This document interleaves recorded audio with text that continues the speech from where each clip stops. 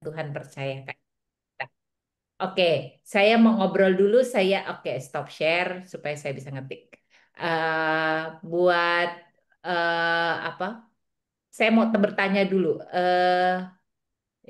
Stop share lagi. Sorry. Mau bertanya dulu buat Bapak Ibu sekalian. Menurut Bapak Ibu, apa itu definisi keluarga bahagia? Menurut Bapak Ibu apa definisi keluarga bahagia?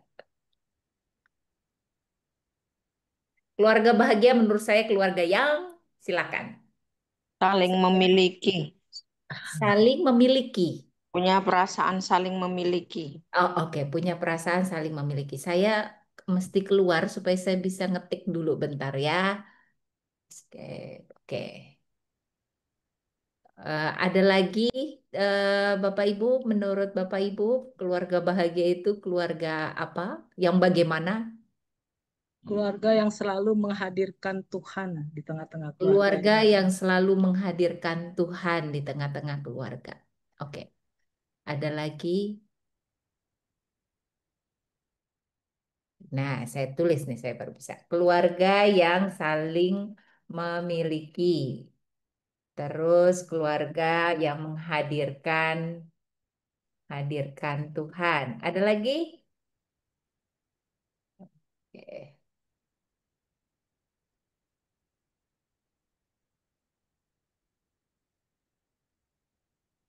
Ada yang mau berpendapat? Saling mengerti, Berita Vera. Saling mengerti. Oke, silakan. Kalau ada lagi yang lain, kita Saling mengampuni.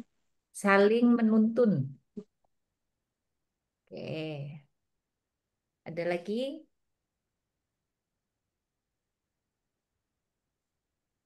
Saling mengampuni apabila terjadi kesalahan. Di mana ada kesalahan. Oke, ada yang mau nambah?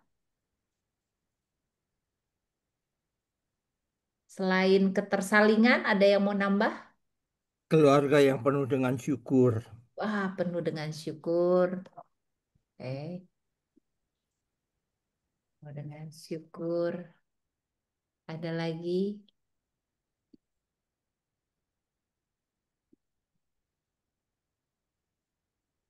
Ada lagi?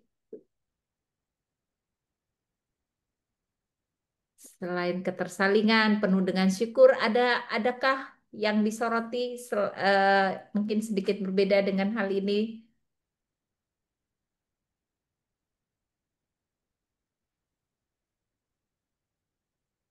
Mungkin keluarga yang bisa menerima kekurangan dan kelebihan masing-masing.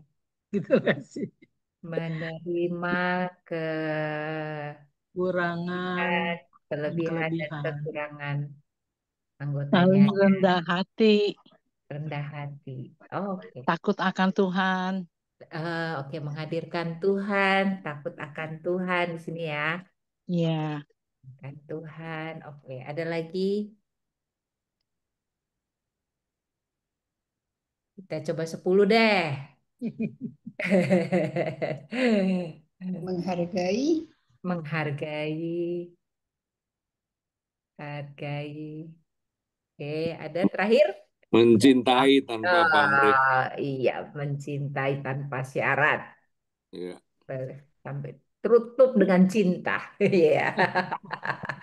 Terima kasih ya, saya dibantuin ngisi PPT-nya. Ya, menurut kita keluarga yang bahagia itu karena setiap orang mau membangun keluarga tentu salah satu tujuannya kepingin bahagia. Pertanyaannya ketika belum berkeluarga apa nggak bahagia ya, gitu ya. Sehingga ketika hidup berkeluarga pasti bahagia. Nah, itu pertanyaan lain gitu ya. Tapi kebahagiaan adalah salah satu yang ingin diperjuangkan dalam hidup keluarga. Karena bahagia itu ketika ada, nah kebahagiaan itu ditunjukkan pada kualitas relasi ternyata. Banyak nih hampir semua adalah kualitas relasi yang Bapak Ibu sebutkan dari 1 sampai 10. Satu relasi di antara anggota keluarga. yaitu saling mengerti, saling memiliki, menuntun, mengampuni, apa, penerimaan, lalu relasi dengan Tuhan. Di sana akan menghadirkan Tuhan, takut akan Tuhan, kemudian penuh syukur, begitu ya. Jadi ada relasi antar dengan Tuhan. Lalu ada relasi dengan diri sendiri, kerendahan hati, gitu ya. Yang 9, 10 relasi dengan anggota keluarga, menghargai dan mencintai tanpa syarat ya. Jadi kebahagiaan menurut Bapak Ibu dalam kehidupan berkeluarga ditentukan oleh relasi ya. Bagaimana relasi itu dirawat, bagaimana relasi itu ditumbuhkan ya. Eh, maka kita lihat dulu definisi keluarga. Saya mencari beberapa definisi begitu ya. Apa ya sebenarnya apa sih yang disebut dengan keluarga gitu ya.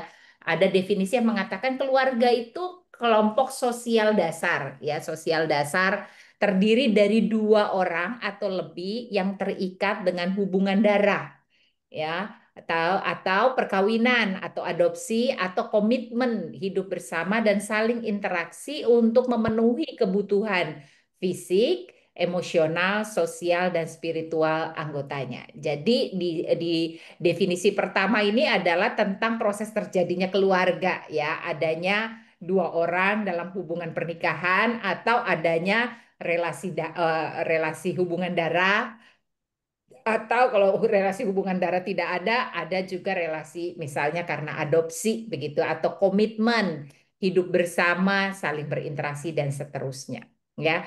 Nah, yang berikutnya secara sosiologi, keluarga itu dipahami sebagai lembaga sosial primer. Primer itu yang utama, tempat individu pertama kali belajar nilai, norma dan perilaku sosial. Jadi secara sosiologi keluarga itu dilihat sebagai tempat pertama kali seseorang mengalami pembelajaran, baik secara nilai, value, norma, dan perilaku sosial. Di situ pertama kali anak manusia belajar tentang nilai-nilai hidup bersama begitu ya. Kemudian yang ketiga secara psikologi keluarga itu didefinisikan ada ikatan emosional ya, sistem emosional yang saling mempengaruhi tempat anggota keluarga mengalami pertumbuhan pribadi dan pembentukan pribadi ya.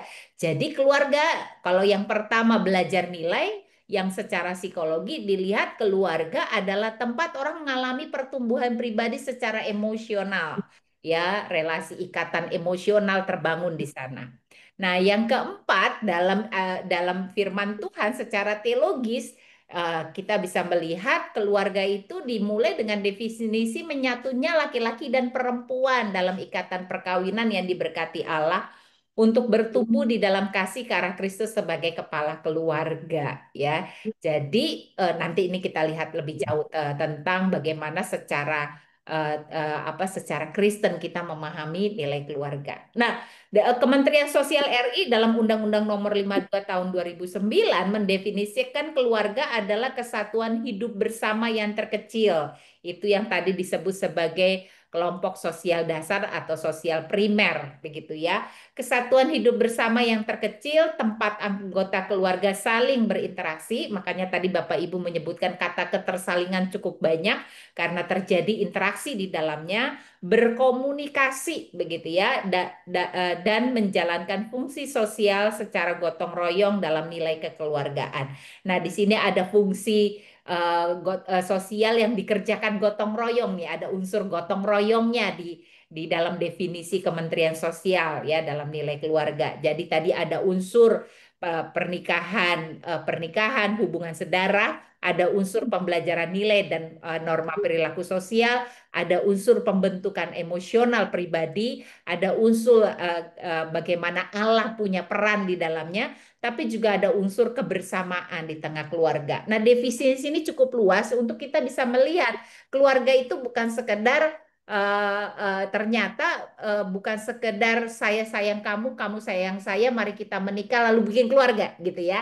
Nah, tidak sesederhana itu konsep sebuah keluarga ternyata. Ada aspek-aspek yang kita lihat dalam kehidupan berkeluarga. Jadi dalam beberapa definisi keluarga kita bisa lihat di sini keluarga itu ada ikatan relasi di dalamnya, tinggal bersama di dalamnya. Kemudian ada interaksi untuk mengalami pertumbuhan, ya, ketersalingan tadi. Lalu ada pemenuhan kebutuhan hidup, ya, sandang, pangan, papan, ya. Keluarga itu makanya kalau orang menikah di gereja kita termasuk di dalamnya ditanyain secara ekonomi udah siap apa belum, begitu ya. Karena ada biaya yang dikeluarkan dalam hidupnya.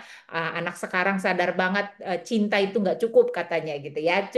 Perlu uang juga gitu untuk menghidupi keluarga. Karena ada tanggung jawab bagaimana tiap orang bisa hidup baik, hidup sehat, tercukupi kebutuhan hidupnya. Lalu juga ada pemenuhan kehidupan sosial di dalamnya. Dan ini yang disebut dengan definisi keluarga. Maka kemudian ada pertanyaan, gimana kalau unsur-unsur ini tidak terpenuhi? Tidak ada ikatan relasi, tapi tetap berkeluarga.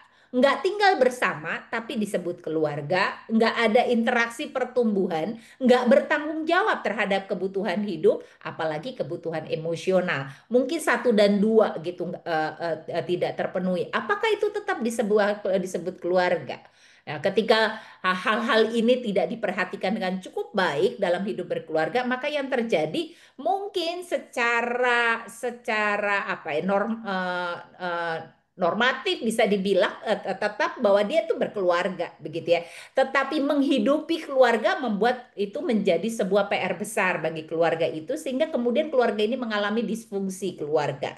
Karena hal-hal yang menjadi prinsipil keluarga ternyata mengalami situasi persoalan-persoalan tertentu misalnya. Misalnya tidak tinggal bersama tapi 1, 3, 4, 5 terjadi gitu ya.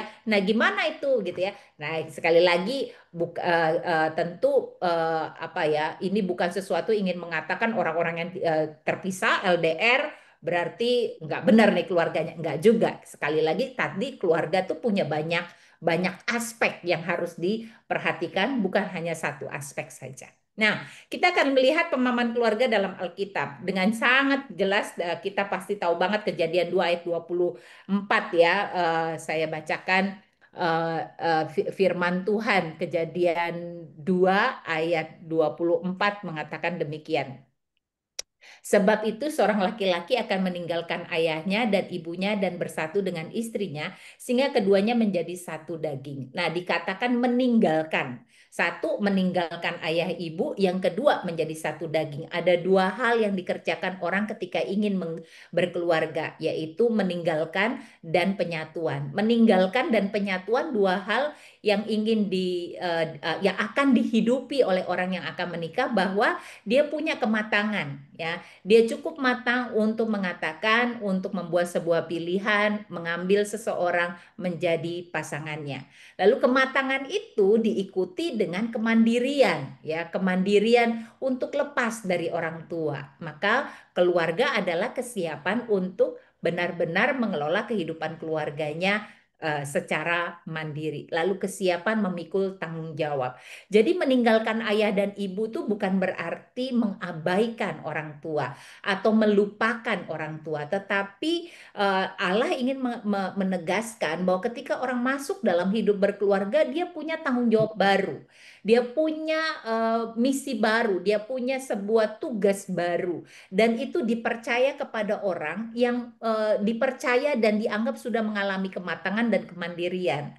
Itu sebabnya di kita, di gereja, di kekristenan, kita perlu betul-betul mengantar para pasangan untuk masuk dalam hidup keluarga, untuk mereka menguji, menilai sendiri, mengevaluasi sendiri apakah kematangan dan kemandirian untuk memikul tanggung jawab baru itu benar-benar dipersiapkan oleh mereka. Jadi cinta menjadi sebuah dasar yang penting, tapi cinta diikuti oleh tanggung jawab, cinta diikuti oleh sebuah kematangan dan kemandirian, sehingga aspek dalam keluarga itu benar-benar dipikirkan dan diperjuangkan. Karena tadi aspek dalam kehidupan berkeluarga itu cukup banyak untuk diperhatikan. Nah, Maka kalau begitu, kalau laki-laki dan perempuan meninggalkan ayah dan ibunya lalu bersatu dengan istrinya, ngapain gitu ya? Tujuannya ngapain? Tujuannya inisiatif yaitu Allah untuk merawat dan memelihara kehidupan. Di dalam Kejadian 1 ayat 26 itu adalah tujuan Allah menciptakan manusia. Dia mengatakan, marilah kita, di ayat 26, berfirmanlah Allah, baiklah kita menjadikan manusia menurut gambar dan rupa kita, supaya mereka berkuasa atas ikan-ikan di laut dan burung-burung di udara, dan atas ternak, dan atas seluruh bumi, dan atas segala binatang melata yang merayap di bumi. Maka Allah menciptakan manusia itu menurut gambarnya. Menurut gambar Allah diciptakannya dia, laki-laki dan perempuan diciptakannya mereka. Jadi laki-laki dan perempuan diciptakan menurut gambar Allah. Allah memberkati mereka, lalu Allah berfirman kepada mereka, beranak cuculah dan bertambah banyaklah, penuhilah bumi dan taklukkanlah itu, berkuasalah atas ikan-ikan di laut dan burung-burung di udara dan atas segala binatang yang merayap di bumi. Jadi sebenarnya ketika Allah memberkati sebuah relasi laki-laki dan perempuan, itu adalah inisiatif Allah, datangnya dari Allah. Jadi pernikahan adalah sesuatu yang Allah berkati, yang berkenan di hadapan Allah, dan itu inisiatifnya dari Allah. Tujuannya apa? Tujuannya penyatuan laki-laki dan perempuan ikut ambil bagian di dalam pemeliharaan Allah dalam hidup. Jadi Allah kan menciptakan segala sesuatu, langit dan bumi, tumbuhan dan binatang, dan seterusnya. Dan Allah mempercayakan manusia ikut ambil bagian di dalam rencana penciptaan Allah untuk merawat ini semua. Nah seringkali, kerap kali manusia menjadi sangat arogan dengan kata berkuasa dan taklukkan. Lalu dianggap berkuasa dan taklukkan itu adalah soal menindas yang lain. Dan itu yang membuat kita kerap kali tidak bertanggung jawab terhadap kehidupan ini. Tapi sebenarnya berkuasa dan taklukkan itu dipahami dalam konteks relasi penuh kasih. Ya, memang artinya memerintah, mengelola, memimpin, tanggung jawab, mengambil bagian dalam pemerintahan Allah untuk merawat ciptaan. Jadi konsepnya di sana, kata itu harus dipahami di sana, bahwa keluarga dipakai Allah untuk melihat kehidupan ini sebagai ciptaan Allah yang perlu dirawat. Maka kata beranak cuculah dan bertambah banyaknya lah juga konsepnya itu, bukan banyak anak banyak rezeki ya. Ya, jadi kan itu kalau konsepnya banyak anak banyak rezeki, konsepnya saya supaya dapat rezeki banyak nih dengan anak banyak gitu ya. Karena semua anaknya disuruh cari kerja lalu duitnya disetorin. Nah, itu ya salah gitu ya, nggak begitu konsepnya. Jadi beranak cucu lah apa? Karena memang bumi ini harus dikelola dengan baik. Dan untuk mengelola dengan baik, memelihara dengan baik, setiap orang berpartisipasi di dalamnya. Dan partisipasi di dalamnya mengikut sertakan keluarga ya. Jadi bukan soal berapa banyak anaknya, tetapi tanggung jawabnya yang mau Tuhan percayakan kepada kita ya. Sehingga punya anak itu punya tanggung jawab, punya anak punya misi, yaitu di dalam misi berikut serta di dalam pemeliharaan kehidupan yang Allah ciptakan. Nah, yang kedua, pemahaman keluarga juga adalah soal relasi seperti yang Bapak Ibu sampaikan tadi begitu ya. Bagaimana dalam keluarga itu relasi itu dibangun dalam praktik saling mengasihi. Dalam 1 Korintus 13 misalnya ayat 4 sampai 6 mengatakan kasih itu sabar, kasih itu murah hati, ia tidak cemburu, ia tidak memegahkan diri dan tidak sombong. Ia tidak melakukan yang tidak sopan dan tidak mencari keuntungan diri sendiri. Ia tidak pemarah dan tidak menyimpan kesalahan orang lain. Ia tidak bersukacita karena ketidakadilan, tetapi ia bersukacita karena kebenaran. Jadi hakikat kasih itu mewarnai hidup berkeluarga, begitu ya. Dan kasih itu bukan konsep saya tentang mengasihi. Maka tadi misalnya salah satu mengatakan kasih tanpa syarat. Nah, kasih tanpa syarat itu adalah kasihnya Allah, jadi bukan kasihnya saya. Kita belajar menghidupi arti kasih yang Allah ajarkan kepada kita, bukan selera kasih kita, karena selera kasih kita sangat transaksional, begitu ya. Tetapi Allah belajar mengajar kita melebihi dari itu. Kasih itu lebih daripada transaksional, begitu. Sehingga dia mengajarkan kita hidup keluarga itu mempraktikkan relasi penuh kasih. Karena apa? Kita tuh makhluk relasional. Kita ini nggak bisa terlepas dari orang lain.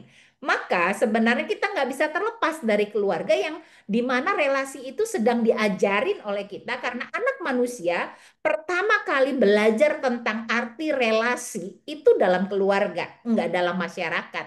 Nggak mungkin anak lahir terus langsung di masyarakat, biarlah dia belajar di masyarakat. Nggak bisa. Dia belajar di lingkungan terkecil di mana Allah menyediakan itu keluarga. Dia memaknai relasi di situ. Nah, Allah mengatakan tujuan keluarga agar setiap orang bisa memahami, bisa menghidupi dan merasakan kasih yang Allah ajarkan. Nah, kemudian keluarga juga adalah soal saling membagi karya keselamatan yaitu memulihkan. Tadi Bapak Ibu juga sudah menyebutkan tadi yaitu mengampuni ketika ada kesalahan, ketika seseorang melakukan kesalahan. Karena relasi itu mau nggak mau membuat kita mungkin ada di dalam situasi pergesekan, ya, benturan, konflik, masalah. Pasti semua relasi, nggak ada relasi yang tidak luput dari pengalaman itu. Tetapi bagaimana pengalaman itu tidak menghancurkan relasi, tidak meretakkan relasi, maka keluarga adalah juga tempat pertama bagi setiap orang belajar arti memulihkan. Ayat 16. Karena itu hendaklah kamu saling mengaku dosa, saling mengakui. Oh ya, orang tua kita bisa mengatakan, oh ya tadi saya salah. Anak-anak, oh ya, Pak, Mas, saya salah. Saling mengaku dosamu dan mendoakan supaya kamu sembuh, memulihkan. Ya, doa orang benar bila dengan yakin didoakan sangat besar kuasanya. Ya, jadi Allah menginginkan kita di dalam keluarga belajar menjadi saling menyembuhkan. Dan penyembuhan itu diawali dengan kerendahan hati, melihat bahwa saya perlu bertumbuh dan menyadari siapa saya. Ya, kalau saya tidak memulai dengan menyadari siapa saya, mengevaluasi diri sehingga muncul pengakuan, akan sulit bagi kita untuk saling menyembuhkan. Karena kemudian ya deh, maaf ya, tapi kan kamu, nah kalau udah kayak begitu udah bukan soal ingin lebih memulihkan, tapi memelukai yang lain gitu ya. Tapi dalam keluarga kita diajarkan membagi karya keselamatan yaitu pengampunan Allah itu sendiri. Ya, disitulah kita belajar di tengah keluarga, di dalam pemahaman kita secara Kristiani. Nah, kemudian keluarga itu adalah tempat kita bertumbuh menjadi ciptaan baru dalam Kristus. Ya, ciptaan baru di dalam Kristus yang membuat kita bisa menghayati bahwa pengakuan iman kita kepada Allah itu akan mengubah perilaku kita. Kalau kita mengatakan tadi bahwa Allah itu keluarga bahagia adalah keluarga yang takut akan Allah misalnya tadi, yang menempatkan Allah dalam kehidupan gitu ya. Nah, di situ gimana keluarga bisa menempatkan Allah, takut akan Allah dalam hidup ya, diperkenalkan di tengah keluarga tentang konsep bagaimana kita menjadi ciptaan baru di dalam Kristus. Misalnya Mazmur 128 ayat 1 sampai 3 mengatakan berbahagialah setiap orang yang takut akan Tuhan, yang hidup menurut jalannya yang ditunjukkannya. Apabila engkau memakan hasil jerih payah tanganmu, berbahagialah engkau dan baiklah keadaanmu. Istrimu akan menjadi seperti pokok anggur yang subur di dalam rumahmu, anak-anakmu seperti tunas pohon zaitun sekeliling mejamu. Ya, jadi di sana juga pemazmur melihat bagaimana relasi setiap anggota keluarga yang saling memenuhi satu dengan yang lain, bekerja, merawat, mengasihi, menerima didikan, itu yang menjadi dasar dari kebahagiaan hidup keluarga. Ketika semua itu dilakukan dengan rasa takut akan Tuhan. Ya, jadi dasarnya itu rasa takut akan Tuhan. Kenapa sih saya kerja? Kenapa sih saya mau dengar orang tua? Kenapa sih orang tua perlu mendidik? Dasarnya takut akan Tuhan. Itu yang membuat kita belajar bertumbuh di dalam Kristus, di dalam Tuhan. Nah, keluarga juga punya aspek kesaksian. Kesaksian di mana setiap keluarga kemudian dapat menunjukkan bahwa ketika kita hidup di dalam Tuhan, takut akan Tuhan, dan segala sesuatu yang kita kerjakan itu dasarnya di dalam penghayatan kita, relasi kita dengan Tuhan, begitu ya, itu adalah menjadi kesaksian kita di tengah kehidupan bersama. Tadi kan dibilang keluarga adalah faktor sosial terkecil. Nah, disitulah menjadi faktor sosial kita di antara kehidupan sosial kita yang lain menjadi kesaksian. Yosua 24 ayat 15 ketika Yosua mengatakan kepada orang Israel, kamu mau beribadah kepada siapa gitu ya. Yosua mengatakan, tetapi jika kamu anggap tidak baik untuk beribadah kepada Tuhan, pilihlah pada hari ini kepada siapa kamu akan beribadah.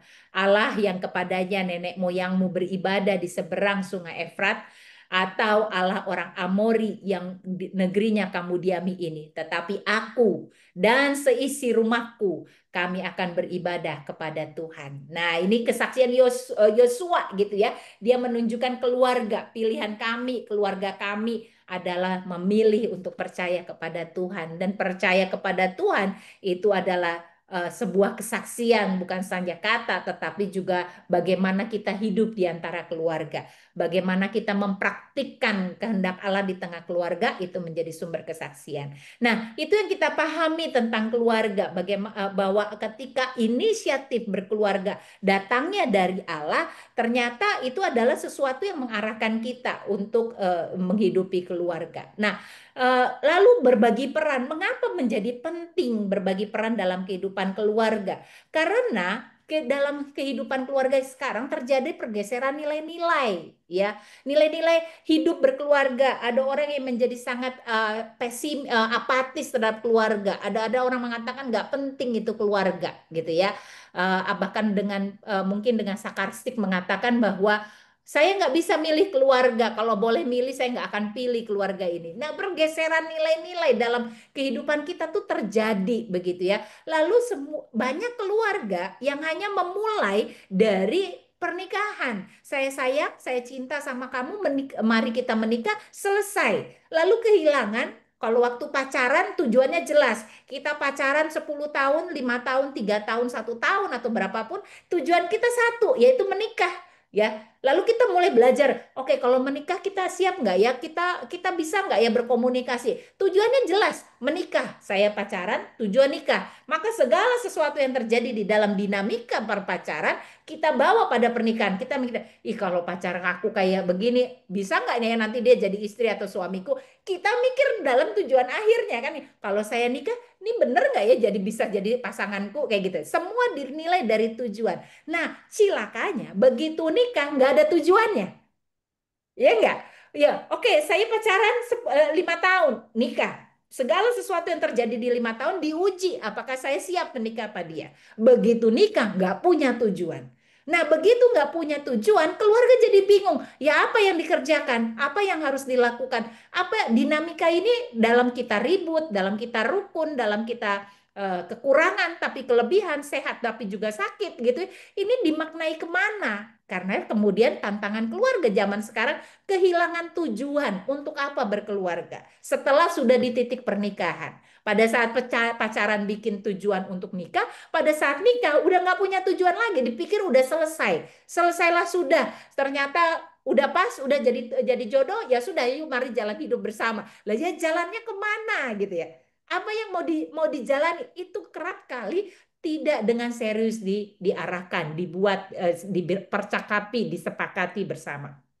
Nah, peran keluarga menjadi penting karena saat ini tantangan adiktif tuh banyak sekali. Adiktif tuh kecanduan, ya. Candu itu sekarang banyak sekali. Candu itu udah bukan sekadar candu narkoba. Zaman saya kecil yang disebut candu tuh narkoba, udah titik gitu ya. Narkoba sama alkohol, udah itu titik. Ya, besar sedikit tambah judi, narkoba, alkohol, judi gitu ya. Sekarang segala sesuatu bisa jadi candu. Main games bisa jadi candu, ya. Kemudian pornografi bisa jadi candu, belanja bisa jadi candu, begitu ya. Belanja terus-menerus karena ingin mengisi kekosongan jiwa, jadi adiktif, nggak bisa lagi ngerem. Jadi segala sesuatu bisa jadi candu saat ini. Jadi tantangan keluarga tuh jadi serius makin belakangan ini. Adiktif menjadi sesuatu yang sangat dekat dengan hidup kita. Kita dulu pikir, narkoba jauh banget lah, nggak mungkin lah keluarga saya narkoba. Adiktif itu nggak cuma narkoba loh. Banyak hal yang bisa membuat kita menjadi adiktif. Pornografi, porno aksi jadi sesuatu yang adiktif dalam diri kita, begitu ya. Lalu tujuan tuntutan ekonomi yang tinggi ini terkait nomor 2. Kerap kali ketika orang pada akhirnya masuk dalam pernikahan, yang dipikirkan adalah satu, tujuannya ekonomi, keluarga sejahtera secara ekonomi. Maka seluruh tenaga, seluruh perhatian, seluruh waktu, semua terarah pada ekonomi. Dan itu sebuah pergeseran nilai. Itu sesuatu yang memperhatikan. Jadi satu-satunya hal yang diarahkan dalam hidup keluarga tuh ekonomi saja. Maka ketika tuntutan ekonomi, kalau kita mau lihat keluarga kita nih tuntutannya kemana ya gitu ya. Kepada siapa kamu menghabiskan waktu paling banyak, kepada apa kamu menghabiskan emosi paling banyak, kepada apa kamu menghabiskan perhatian paling banyak, itu yang paling utama dalam keluarga. Ya. Jadi tuntutan ekonomi zaman sekarang tuh tinggi sekali, apalagi sekarang ekonomi tidak sedang baik-baik saja. Ya, itu yang membuat keluarga, apalagi keluarga muda begitu ya, berada di dalam struggle untuk mendapatkan kesejahteraan ekonomi begitu tinggi. Nah, tantangan keluarga lain adalah kemajuan teknologi media sosial. Gitu. Kemarin ada Kak Ita sharing begitu ya, dia mendapatkan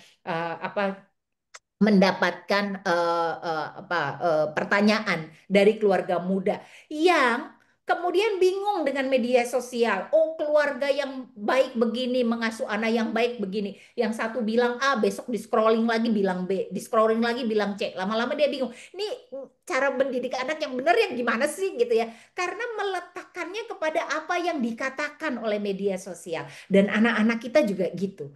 Citra dirinya dibangun di media sosial. Cara pikiran hidupnya dibangun di media sosial.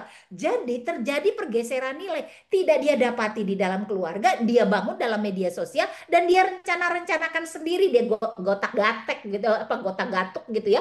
Cocok-cocokkan sendiri gitu ya. Oh, kayak gitu ya. Oh, berarti kayak yang keren tuh kayak gini ya. Oke, citra diri saja diarahkan dari apa yang dikatakan oleh media sosial. Ini tantangan keluarga. Tantangan keluarga lain karena tuntutan ekonomi yang sangat tinggi, itu pengelolaan waktu. Sibuk sekali. Sangat luar biasa sibuknya. Kita ngerasakan, saya sendiri merasakan bagaimana 24 jam rasanya nggak cukup, 7 hari dalam seminggu rasanya nggak cukup. Kalau boleh Tuhan tambahin, karena kerjaan bukan dikerjain bukan makin habis, tapi makin banyak. Gitu ya.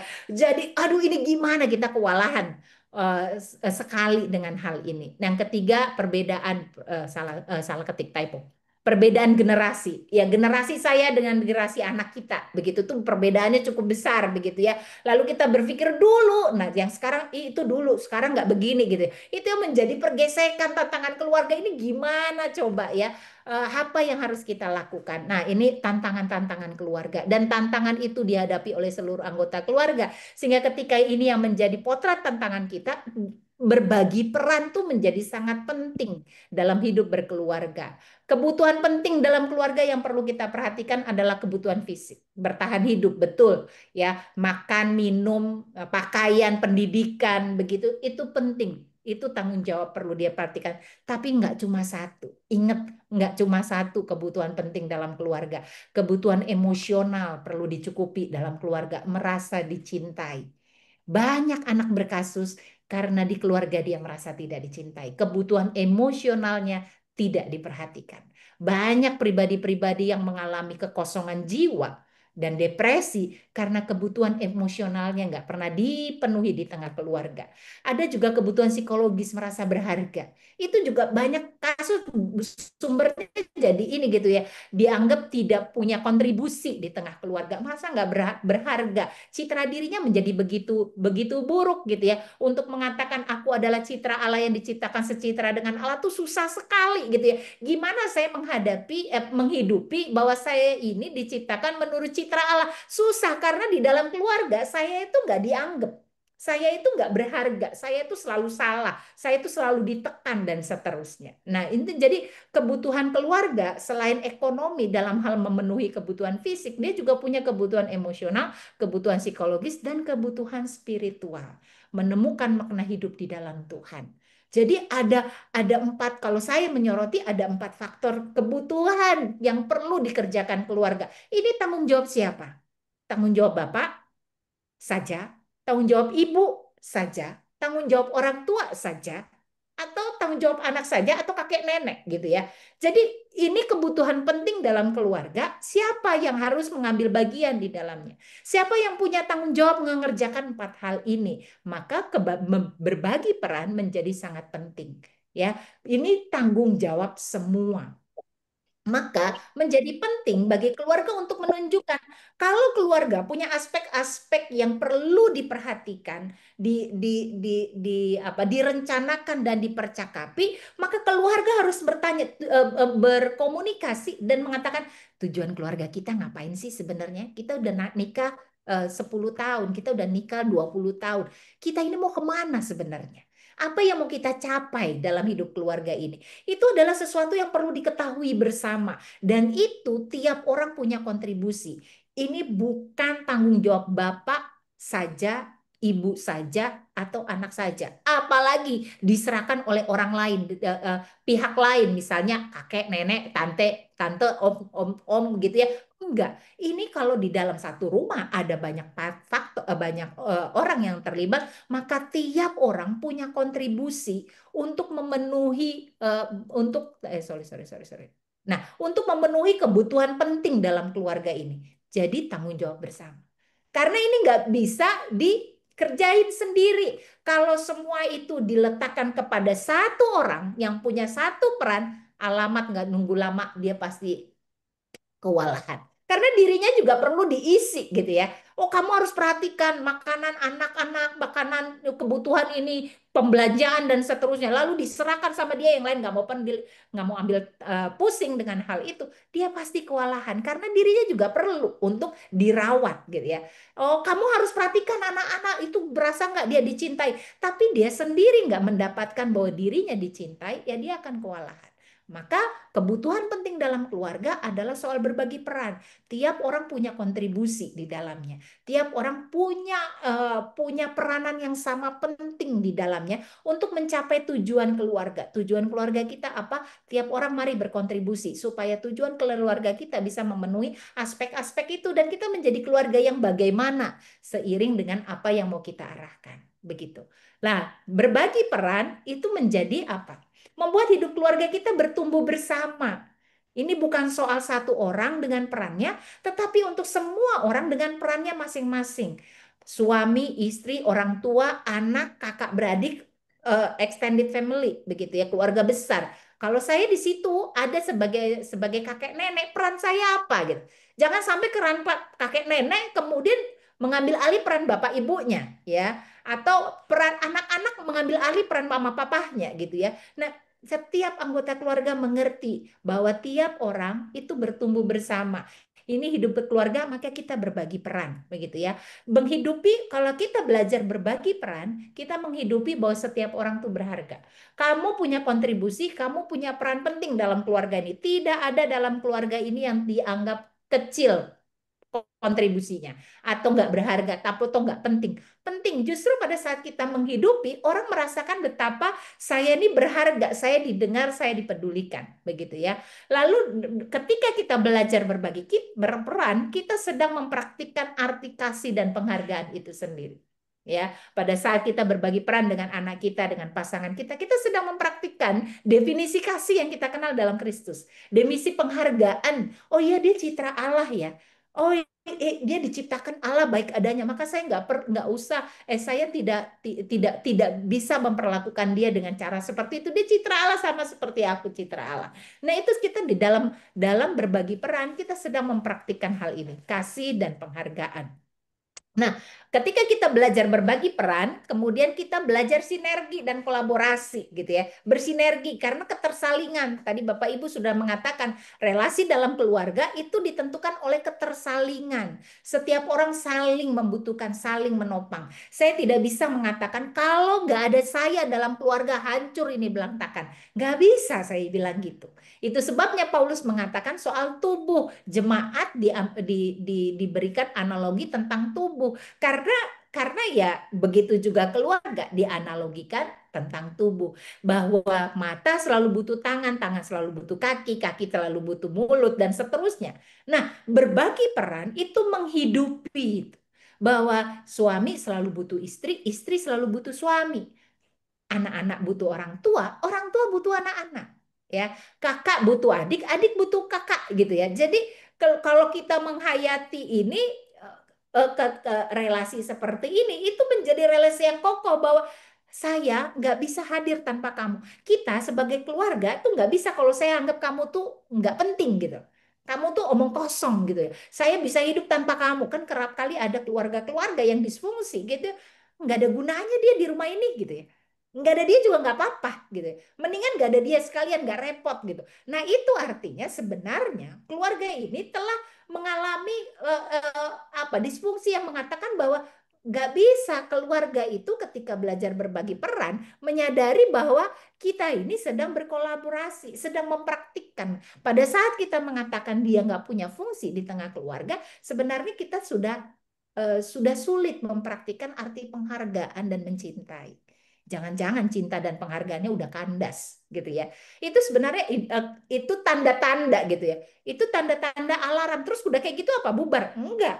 Kalau alarm dibunyikan, tandanya cari pertolongan. Kan makanya ada SOS begitu ya. Kalau kita sudah tahu ada sesuatu yang membahayakan, cari pertolongan, bukan diabaikan begitu. Nah, itu sebenarnya cara kita melihat ya. Ternyata ketika kita menghidupi berbagi peran, itu mengukuhkan kita sebagai sebuah keluarga. Ini bukan soal saya lebih unggul daripada yang lain. Saya harus lebih ditonjolkan kepada yang lain. Tetapi berbagi peran adalah cara kita menghidupi pertumbuhan dalam hidup berkeluarga. Nah, gimana kita menghidupi berbagi peran?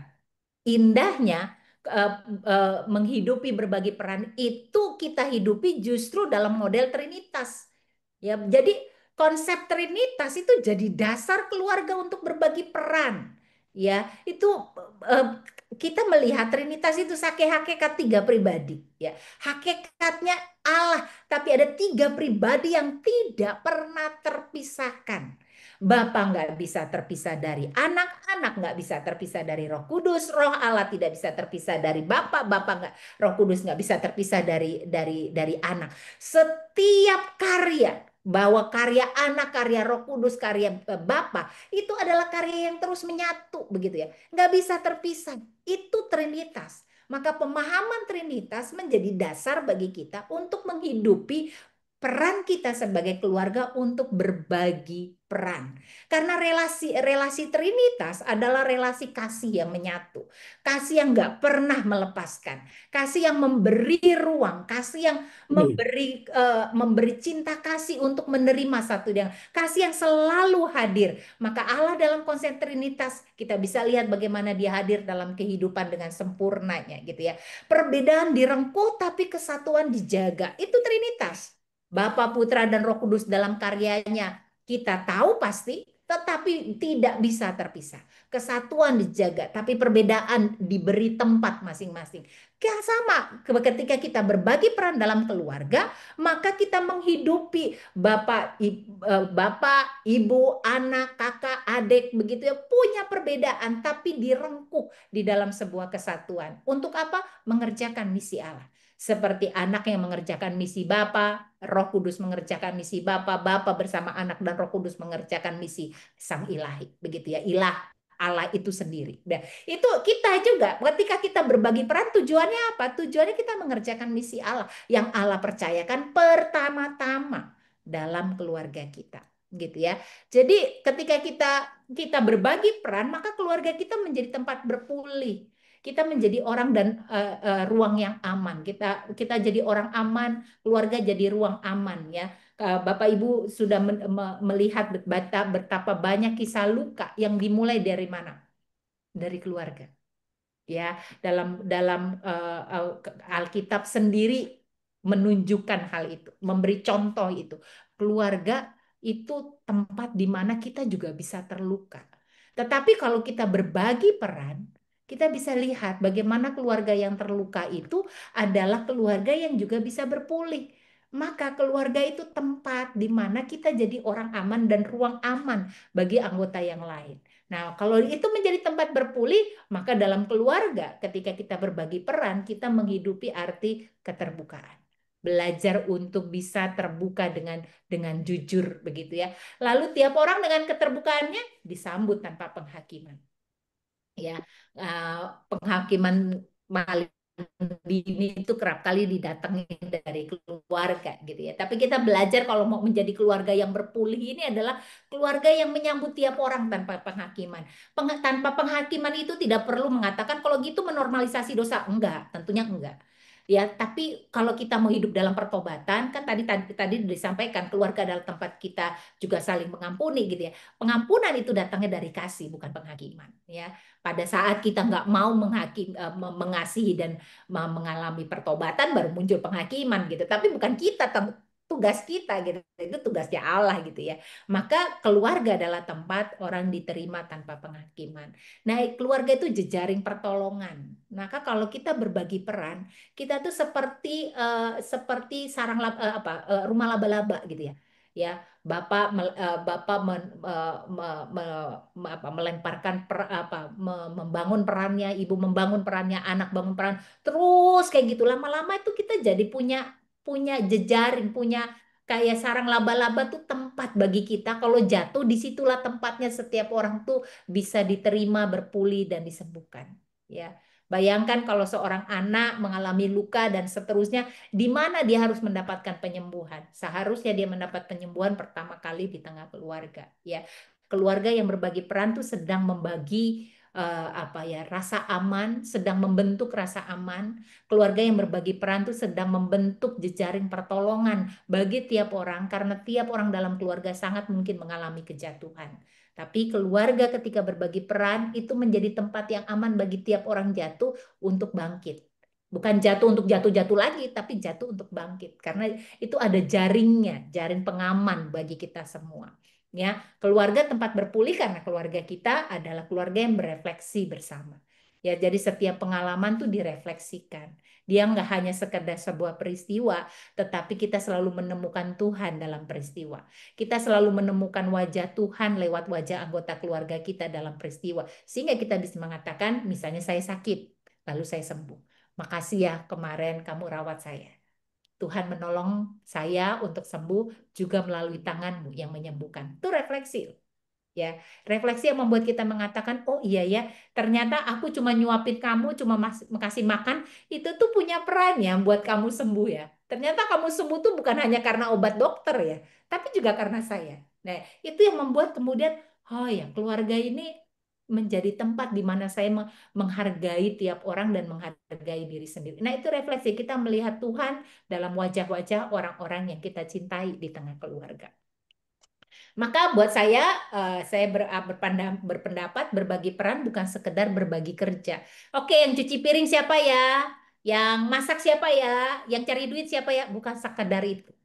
Ya, tetapi berbagi peran adalah soal menumbuhkan kasih, saling percaya dan tanggung jawab yang dijiwai kasih Kristus. Jadi kalau kita mau berbagi peran, karena urusan keluarga itu urusan tadi, aspek psikologis, emosional, spiritual, begitu. Itu aspek finansial, kebutuhan fisik itu aspek besar yang nggak bisa dipikul oleh satu orang, sehebat apapun orang itu. Begitu dia ada di dalam keluarga, aspek ini harus dipenuhi, maka ini adalah kerja bersama yang harus dipenuhi. Maka pada saat itu kita tahu, oh keluarga kita ini harus memenuhi banyak hal dalam hidup, maka kita mau berbagi peran.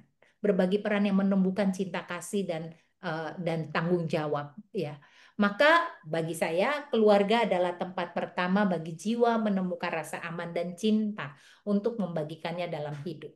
Maka kalau hidup kita saat ini kita kritisi penuh dengan keprihatinan, kok hidup kita nih ya banyak kok koruptor jadi nggak malu-malu lagi ya orang melakukan korupsi gitu ya, udah terang-terangan. Maka pertanyaannya, nilai kejujuran diperkenalkan dalam keluarga nggak sih? Ya. Keluarga itu punya punya punya peran nggak pada saat dia bertumbuh menjadi orang-orang yang punya dedikasi mengerjakan tugas. Ya, jadi pertama kali selalu bilang, kok hidup kita ini ya semuanya jadi jadi flexing, semuanya kayaknya berlomba-lomba untuk lebih lebih hebat daripada yang lain, lebih keren daripada yang lain. Flexing di mana-mana media sosial gitu ya. Kita mengkritisi itu, maka kemudian di saat yang sama kita bertanya, nilai hidup kecukupan bersyukur dan hidup sederhana diajarin di keluarga nggak? Kalau nggak diajarin di keluarga, yang terjadi di masyarakat ini adalah potret keluarga-keluarga kita sebenarnya. Ya, maka kita tuh menjadi cermin buat kita ya bagaimana keluarga-keluarga itu adalah unit terkecil yang Tuhan percaya dan ini inisiatornya Tuhan untuk setiap orang mengalami pertumbuhan dan bertumbuh nggak bisa sendiri karena kita makhluk relasional sehingga kita harus bertumbuh bersama-sama dan bertumbuh bersama artinya kita punya kesediaan berbagi peran. Kenapa? Karena tiap orang diciptakan berharga oleh Tuhan. Tiap orang adalah wajah ilahi Allah. Tiap orang itu adalah citra Allah. Maka saya bisa menghargai kontribusi dalam keluarga ini. Dan itu yang membuat kita bisa menghidupi misi Allah di tengah keluarga. Itu yang bisa saya sampaikan. Saya stop share. Silakan bagi Bapak Ibu yang ingin berpendapat ataupun bertanya. Silakan. Terima kasih Ya. Kak Vera, udah begitu jelas sekali bagaimana definisi keluarga dalam berbagi peran. Banyak hal yang Kak Vera sampaikan ya, yang kadang mungkin pas Kak Vera tadi kasih PPT-nya, wah iya ya begitu ya ternyata ya gitu. Mungkin ada di antara kita belum melakukan seperti itu Kak Vera ya, tetapi saya percaya kalau kita selalu menghargai masing-masing dalam satu keluarga yang tadi Kak Vera sudah paparkan begitu banyak, saya rasa kita semua juga berbagi peran di situ. Bagaimana Bapak Ibu, ada yang mau bertanya atau mungkin sharing pengalaman keluarga masing-masing? Ini cocok banget ya Kak Vera di akhir seri bulan keluarga ini Kak Vera bahwa ini itu memang untuk benar-benar kita bagaimana kita hidup sebagai orang-orang Kristen yang percaya di dalam keluarga masing-masing berbagi peran. Tadi Kak Vera sudah menjelaskan semuanya. Mungkin ada yang mau berbagi Silakan atau Bapak Ibu kalau mau ada yang mau iya, sharing bagaimana perjuangan Bapak Ibu berbagi peran, silakan. memang tantangan ke depan buat keluarga masa kini itu lebih berat ya Kak Vera ya. Betul. Terlalu banyak apa tadi edik edik itu Addiction, adiktif ya. addiction. Ya. Iya, tantangan kehidupannya itu yang benar-benar mengerikan sih sebetulnya. Tapi ya kita kembali lagi ke percaya kepada Tuhan. Kalau tadi kita tujuan berkeluarga apa sih gitu ya. Itu yang menjadi pegangan hidup kita dalam berkeluarga. Silakan loh Bapak Ibu yang mau share.